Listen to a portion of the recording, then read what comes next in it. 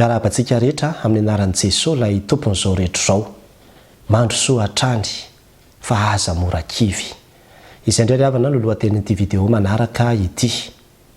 Na dia nitaolo razantsika aza dia nampianatra antsika ny fahendrena hoe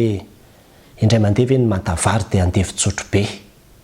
Indray tokoa eo amin'ny fiainana mety nanao ny tsy nety ianao, nanao ny tsy ambinina ozy ny fitenenana na hoe nisy tsy fahombiazana zany teo amin'ny zavatra izay nataonao.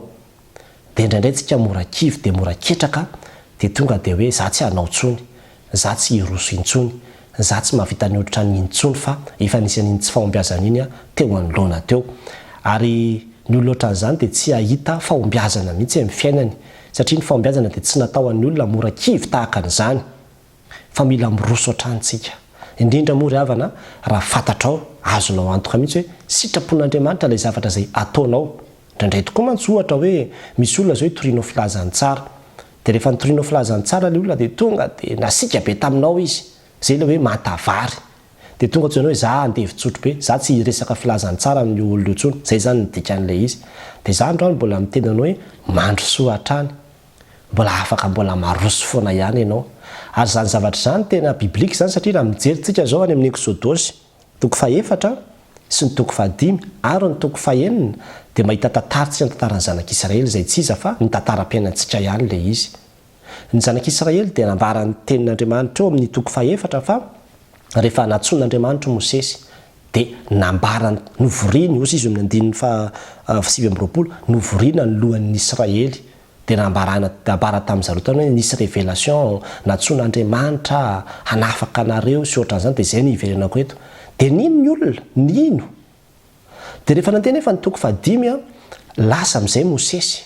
nandeha niresaka tany amin'ny Farao tany, tezitra be mihitsy Farao, inona koa zany fangatahana zany? Ny akamonareo no mahatonga anareo mitaditady alana ivoahana n'ity Egypta ity hitsoahana eto fa tsisy an'izany. Vao mainka hamafisoko ny zavatra izay fanompona omeko anareo izy izy. Vao mainka ianareo ataoko mitady milolo eraky ny tanàna ankoatra ny asa izay efa iandraiketanareo sy fanompona fanaovana brika izay efa ataonareo.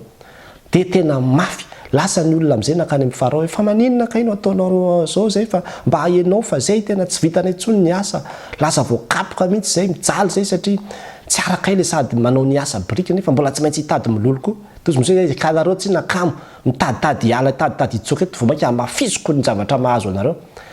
Mantavary. Izay ilay tsy fahombiazana. Nefa tena sitrapon'Andriamanitra mihitsy ny hanafaka azy ireo tao. Dia rehefa tonga amin'ny toko 9 toy izy Andriamanitra mantsy Mosesy hoe mandeha any ianao miverena amin'ny zanak'Israely dia teneno ny zanak'Israely hoe Andriamanitra Jehova mihitsy naniraka hanafaka anareo fa aza matahotra. Dia io sy ny ambariny amin'ny 7 ary Mosesy nilaza izany tamin'ny zanak'Israely nefa izy tsy ninona Mosesy noho ny fahoripana sy ny fanompoana mafy. Ilay olona nino tamin'ny toko 4 rehefa niseho ny toko 5 lasa tsy nino intsony amin'ny toko 9 satria mafy be ilay fahoripana, mafy be ilay zavatra asa traumatisé mihitsy zany zareo raha zay nazo ilazana azy vokatr'ilay échec tao amin'ny toko 5 hoe ianao efa niteniteny izany tamin'ny Farao ihany na tonga zao fahoripana mahazo ilay zao ka mbola inona reny andehananao hiverina hiteny izany ihany vao mainka inona reny dia tavinao loza azo anay manaraka eto. Mitotrotra an'izay mihitsy zany ilay izy. Dia izany ilay teneniko antsika hoe mety misy tokoa eo amin'ny fiainanao hoe tsy fahombiazana tany aloha fa aza tonga dia ketraka fa efa sitrapon'Andriamanitra, efa programan'Andriamanitra mihitsy. Ilay zavatra izay ataonao dia mirosoa hatrany ary be dia be io eo amin'ny zavatra izay ataontsika. Mety manana tetikasa ianao dia tetikasa efa nentina mbavaka mihitsy izy ary efa nahazahoanao valim-bavaka teo anatrehan'ny tompo fa nety nisy olana teo anatin'ny fanatanterahana an'izy dia mikatso ilay izy tonga toy izanao hoe tsy hita fa voaka intsony ity fa aleo ajanona amin'izay mirosoa hatrany. Fa mety misy foana ny olana eo am-panatanterahana ny sitrapon'Andriamanitra tahaka ny nahazo ny zanak'Israely kanefa dia tsy nataon'Andriamanitra sakana izany. Mosesy moa dia tena nampianarin'Andriamanitra an'izany mihitsy izy satria izy koa dia naika ny salasala hoe ahoana zany mbola ho an'ny Farao indray ve zany nefa izy rehefa tsy niaino, izy rehefa tena nanao nampianatra ny fahatezerany mihitsy ny tamin'ilay fanambarako an'izany nefa toy Andriamanitra hoe mandehana ihany, mirosoa hatrany, miverena any amin'ny Farao. Vakinao ny toko 9 fa dia izany mihitsy ny nambaran'Andriamanitra taminy mirosoa dia teneno foana ihany izy hoe alefasy ny oloko hanompo aho Jehova. Dia tsy maintsy niverina izy satria izay ny sitrapon'Andriamanitra ary rehefa nanteny ny fotoana ny vezivezy tany mihitsy Mosesy ny tenen'izany tamin'ny Farao. Na tezitra Farao na tsy tezitra izy na inona zavatra nitranga teo zay tsinona le sitrapon'Andriamanitra dia nyrosony foana le izy ny afarany da tiaraka ihany nivoaka tao ihany ny zanak'Israely ka le toe-tsain'ny zanak'Israely reto le toe-tsain'ny olona mora ketraka mora kivy vao nisy problème kely indray mandeha fotsiny dia fa tsy te aherika ny zavatra iny intsony mihitsy na dia zavatra fantatra ao ireo sitrapon'Andriamanitra indraindray ianao nangataka olona tamin'Andriamanitra mba hiaraka taminao dia nomeny ianao valim-bavaka mihitsy vao nisy problème kely fotsiny hitanao tamin'ireo dia fa tsy te herika n'iny olona intsony ianao tsy izany mihitsy le izy fa tena hoe mandro soa hatrany aza mora kivy rehefa nisy zavatra zay nataonao teo amin'ny fiainanao ka azonao antoka hoe valim-bavaka ty sitrapon'Andriamanitra ty dia aza mora miembotra zany driavana vadinao efa 4 taona ve efa 10 taona efa 5 taona ny vadinareo dia aty aoriana izy misy zavatra hitanao toy izany hoe tena efa tsy izy tsony ty fa ndeha hiembotra tsy tokony hiembotra zany anao fa mirosoa hatrany nisy olona angamba ny mety hoe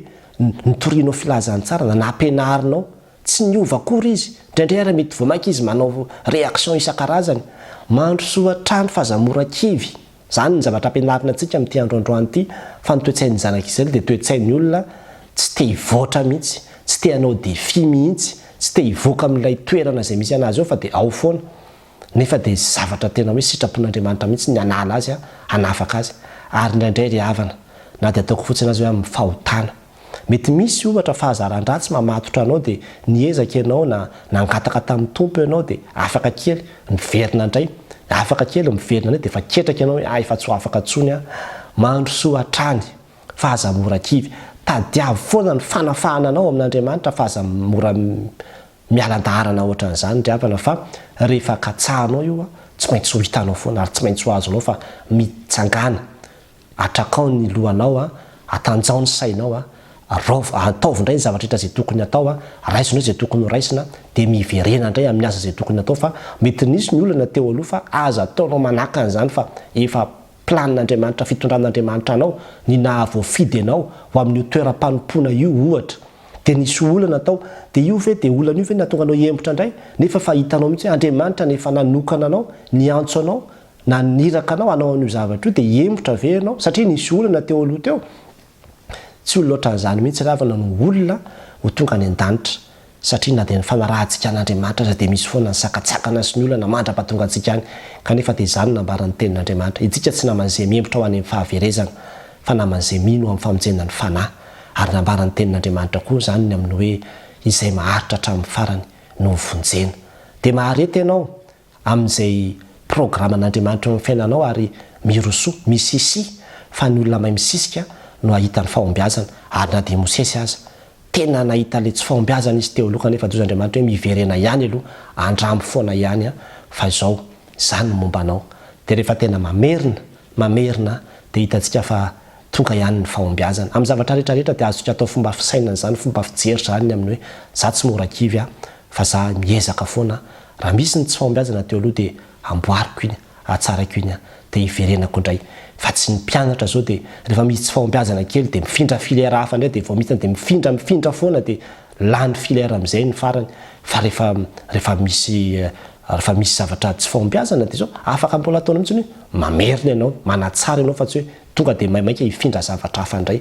dia izany zavatra zany no ampianaran'ny tenin'Andriamanitra antsika ka dia mahireza matanjah mirosoa hatrany fa aza mora kivy an'Andriamanitra ny voninahitra amen.